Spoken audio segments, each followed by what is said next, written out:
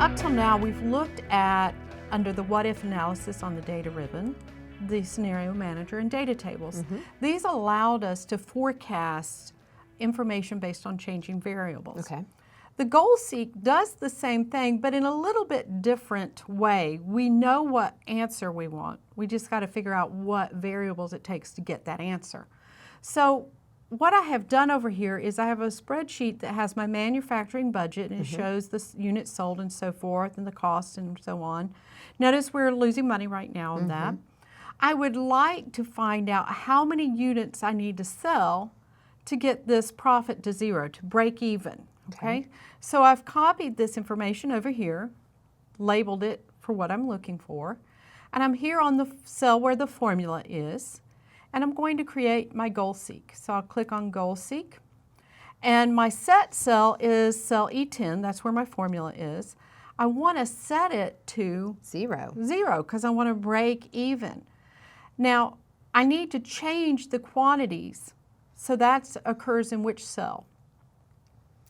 Well, I would assume you're not going to change your price or your expenses. So if you're not going to do that, then it would be by units sold, which would be, what is that, E3? E3. So we're changing the quantity sold. So I click OK, and it automatically calculates for me, and it tells me that I have to pretty much sell about 300 units to break even. So if I want to make any money, I better find somebody to sell that 301st one, and hopefully a lot more than that.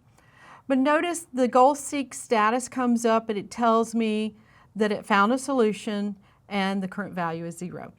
All it did is really fast. It went through all the iterative calculations until it found the answer. You could do this. It would take you a while. It would. I have a complicated algebraic formula in order to do this now, so this is great. Yeah, and if I decided later, well, let's see what it would take for us to make $1,000 profit. I could come back in here and tell it to set that to 1,000.